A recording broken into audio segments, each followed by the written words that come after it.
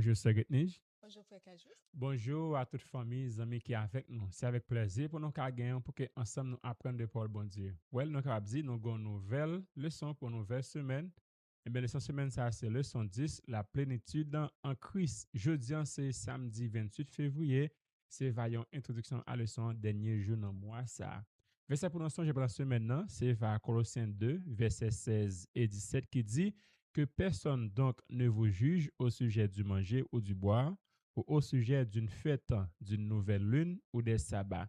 C'était l'ombre des choses à venir, mais le corps est en Christ. On va nous commencer à nous prier. Papa, nous disons merci en pile pour belle leçon, ça, la plénitude en Christ, alors que nous avons nouvelle, nous pas rien. Nous demandons pardon péché, nous, remplis-nous avec cet espoir et de nous comprendre et appliquer dans la vie, nous. Bien nous du temps, nous peut concernant de Jésus. Amen.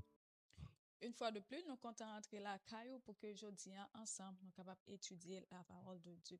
Famille Kajusta, content accueillir tous nouveaux branchés, tous nouveaux amis qui là sur channel là capables d'étudier ensemble avec nous. Ça fait nous vraiment plaisir. Seulement ça n'a demandé si vous faites ça, pas oublier abonner, partager, like et surtout côté que ou même ou hier, commentez dire qui côté ou suivre nous, ça fait nous plaisir. Et amis, famille qui pas jamais laguer nous, qui toujours là, qui supporter nous dans le travail ça. Bon, beaucoup bisous à même pour nous dire Merci. merci pour tout le support que même au ban nous jusque là. Et jeudi, c'est samedi 28 janvier. Toutes les amis, famille qui ont fait ton anniversaire quelconque, nous souhaitons joyeux anniversaire. À noter, 28 si vous pas février. fait non 28 février, on pas fait encore. On va faire encore. On pas fait encore Puis pour coup de moi. poing devant.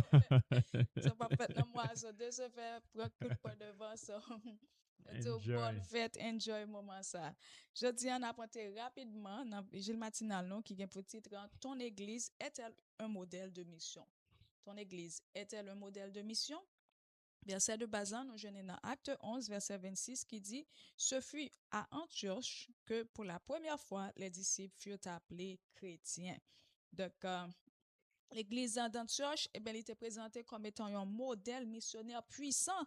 Là, il était pris en naissance dans un contexte qui était vraiment, vraiment difficile pour eux parce que nous voyons que l'église a été pris naissance pendant la persécution et dispersion même. En pile, était obligé fuir, craser, quitter ça, comme si aller dans l'autre zone pour capable échapper avec danger qui était gagné. Mais ça qui était été, et bien, il était resté solide jusqu'à ce que l'église grandisse et même arrive organisée. Donc, dit non, l'église li distingue li par ouverture li parce que non seulement te prêché à juif yo, mais te ouvri cadre l'évangile là à même païen yo. Ça qui te montré une vision universelle de l'évangile.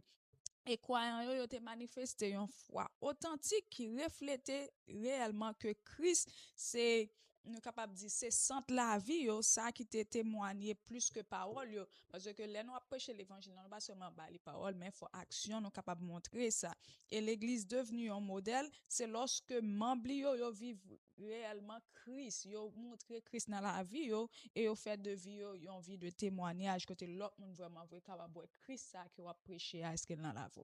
Donc l'église était organisée et dynamique et il était gain des enseignants, des prophètes et avec un esprit de collaboration tant que nous jeunes Barnabas et Paul. Et ça a été vrai dynamique et c'est eux-mêmes qui t'ont aidé Kembe l'église là. Et au l'église t'est manifesté un esprit de solidarité pendant que a aidé l'autre église. Je me dis, est-ce que nous jouons ça? C'est ça nos besoins. Quand que nous jouons l'autre l'église frère nous yo, et ben nous supporter l'autre, notamment en Jérusalem, et ben nous voyons que les moments famille, et ben toute l'église mettent ensemble, yo supporter une l'autre. Donc yo dit nous, l'église à l'époque, il était un missionnaire par nature, côté que yo envoyé des ouvriers pour capable répondre l'évangile là dans toute l'autre partout côté que l'évangile était dû arriver. Trois bagages que nous capable retenir de vigile ça pour matin hein. Vivre un christianisme visible. Et bien vie nous doit refléter Christ frères et sœurs, nous doit reconnu comme étant un disciple authentique de Jésus. Et deuxièmement, nous devons développer un esprit missionnaire ça veut dire nous devons sortir de zone de confort nous pour que nous capable partager l'évangile avec tout le monde sans distinction. Et troisièmement, nous devons chercher une transformation personnelle. Chercher Jésus chaque jour dans la vie, nous par la prière et la parole de Dieu, ça a permettre à bon Dieu pour capable faire de nous vraiment l'église en général, nous capable dire un Antioche en modèle. Oh yeah, merci un peu pour vigile. Hein. C'est un très, très bon, très bel vigile pour aujourd'hui. Hein. Bien, puis, n'a passé dans le leçon, non, Jacques nous dit là, c'est leçon 10, la plénitude en Christ. Et samedi 28 février, c'est vaillant introduction. Maintenant, c'est que nous gagnons invité et spécial. Bon, nous pas d'invité encore parce que C'est famille. oh yeah, ça c'est famille Cajus, ok? Nous avons pasteur, non? Pasteur Bélisaire Jocelyn. C'est lui-même qui va étudier le son avec nous pendant ce maintenant, qui va avoir une très belle leçon, la plénitude en Christ. Déjà, nous avons bonne étude. Et nous souhaitons que nous sommes capables de bénir à travers les enseignements du pasteur Bélisaire Jocelyn. Semaine ça révision belle, très belle leçon. Leçon qui vient pour titre la plénitude en Christ. C'est leçon 10. Leçon 10, il y a un verset à mémoriser que personne donc ne vous juge au sujet du manger ou du boire, ou au sujet d'une fête, d'une nouvelle lune ou des sabbats. C'était l'ombre des choses à venir, mais le corps est en Christ. Selon Colossiens chapitre 2, verset 16-17. Maintenant, nous, avant même d'entrer dans développement parti samedi, nous voulons dire un grand merci à la famille Cajuste qui invite nous, qui a capable pour que nous puissions participer ensemble avec eux dans la révision de la leçon de cette semaine. Donc, nous bénissons l'Éternel pour cette famille qui a fait un travail colossal dans la communauté, qui bénit en pile à monde, en pile à communauté. Donc, que la paix, bon Dieu, capable de continuer à animer nous et utiliser nous pour la gloire de son Saint-Nom. Leçon 10, la plénitude en Christ. Alors, là, nous joignons, nous considérons le mot plénitude. Plénitude, qui c'est un mot en grec qui trouvait comme dans la Bible, Nouveau Testament, qui c'est pléroma. Pléroma qui veut dire plénitude ou sinon complétude totale, l'autre c'est totalité. Il y a ça qui dit accomplissement parfait. Il traduit par plusieurs termes, ça. Il traduit par plénitude, accomplissement total, sinon accomplissement parfait.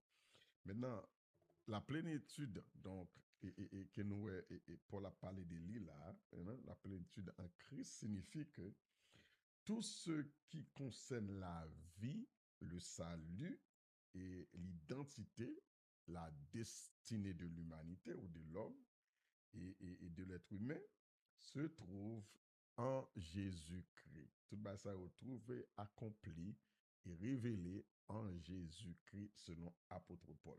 Donc la plénitude englobe tout bagage ça, c'est un bagage complète, un bagage qui total, et ça qui total, c'est que tout ça qui concerne la vie, le salut, l'identité, la destinée de l'être humain, tout accompli et révélé en Jésus-Christ. La plénitude veut dire la divinité, et divinité complète en Jésus. Divinité complète en Jésus. La plénitude veut dire complète manifestation de Dieu en Jésus. Ça fait deuxième, troisième, il parlait de la grâce complète. La plénitude parle de la grâce complète. Quatrièmement, la plénitude, ça, il fait référence à la justification complète en Jésus-Christ. Et je vais faire ces références, selon Romains chapitre 1er verset 8. Et il parlait de la plénitude, ça signifie aussi la vie complète en Jésus. Jean 10, verset 10, qui dit qu'on s'est moins venu pour qu'on ait la vie, mais pour gagner la vie en abondance. Plénitude, ça signifie aussi la victoire complète sur la mort. 1 Corinthiens chapitre 15 à continuer. Et septièmement, plénitude, ça veut dire comme ça, la restauration complète de la nature humaine, de un corps corruptible à un corps incorruptible. So, Éphésiens chapitre 4, verset 13. Donc, nous avons 7 points qui sont censés faire référence à la plénitude que nous trouvons en Jésus. C'est la plénitude, la divinité complète. Et la plénitude fait référence à la complète manifestation. Deuxièmement. Troisièmement, c'est une grâce complète. Quatrièmement, la justification complète. Il parle de la vie complète. Cinquièmement. Sixièmement, victoire complète sur le mal ou sur le péché ou la mort. Septièmement, la restauration complète de l'être humain. Maintenant, la plénitude se trouve en Christ. Et c'est en réalité, côté que bon Dieu lui-même, le Dieu, le créateur du ciel et de la terre, il révélé à nous. Il révèle à nous. I want to just quickly take a look at this real quick, my notes here. Um, donc, la plénitude, attendez bien, la plénitude en Christ est la réalité selon laquelle le Dieu invisible s'est révélé entièrement à l'humanité, visiblement en la personne de Jésus. Donc, la nature de Dieu, son caractère, sa personnalité est révélée en Jésus-Christ. En Jésus-Christ. Donc, nous voyons que si vous besoin comprendre qui est Dieu, qui ça le fait pour nous, et qui ça le veut dire pour nous, toute essence mon Dieu net est révélée en Jésus-Christ. Donc, la plénitude de Dieu en Christ, la plénitude en Christ. Donc, quand il s'agit de Dieu et l'humanité, de nous comprendre qu'en Jésus, il y a une union qui fait. Soit qu'on parle de incarnation, nous, Dieu s'est incarné dans un corps humain. Donc, Jésus était totalement Dieu et Jésus était aussi totalement humain. Donc, en Jésus, la réconciliation est complète. Côté que Jésus réconcilié humain avec divinité, divinité avec l'humanité. Donc, à travers cette semaine, nous allons continuer d'étudier les leçons, ça, jour par jour, pour que nous soyons capables, censés, on vit ensemble de la plénitude de Dieu et le mystère de Dieu qui est révélé en Jésus-Christ, et comment ça est capable d'aider moi-même à faire. Et pour que ça est extrêmement important, pour que moi-même avec nous arrivions à connaissance ça. Il y a une raison que Paul t'est venu avec point ça pour parler de la plénitude de Dieu, etc., etc. C'est parce que c'était une période polémique, côté que tu as un problème entre les nouveaux croyants, les non-juifs, et avec les croyants juifs, et même les non-croyants juifs qui étaient censés, les judaïsmes, qui étaient censés attaquer la nouvelle foi chrétienne. Maintenant, tu as un pile faux docteur, tu as un pile faux enseignant qui t'a essayé d'expliquer, enseigner sur des bagailles.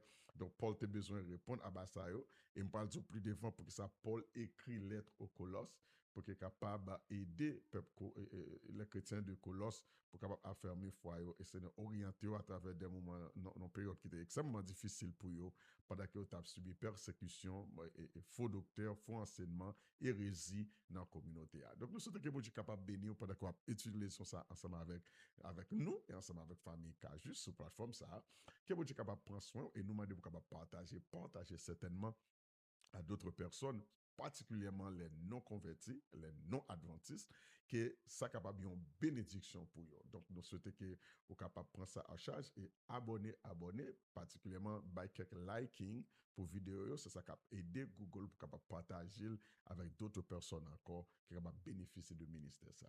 Alors, nous sommes arrivés à la fin de la première partie de leçon, qui c'est samedi, qui parlait de la plénitude en Christ et verset à mémoriser qui se trouve dans Colossiens 2, verset 16-17, que personne donc ne vous juge au sujet du manger ou du bois, ou au sujet d'une fête, ou d'une nouvelle lune, ou des sabbats. C'était l'ombre des choses à venir. Mais le corps est en Christ. Nous allons décortiquer bagay ça ensemble avec vous, particulièrement les sabbats, et comment les autres frères dénominations utilisent ça comme un argument polémique contre le sabbat du 7e jour et la foi adventiste en le 4e commandement. Prions le Seigneur. Seigneur Dieu, toi facile, nous te disons merci pour ta présence, merci pour ton assistance, merci pour ce moment que nous venons de passer ensemble dans la révision de la leçon première partie. Nous demandons pour que cette soit continue à orienter nous, pour soin de tout le monde qui attendait et particulièrement la famille Cajus. Nous bénissons ton Seigneur, nous t'exaltons au Dieu d'amour. À toi soit la gloire, l'honneur, l'orange, dès à présent au siècle des siècles. Amen.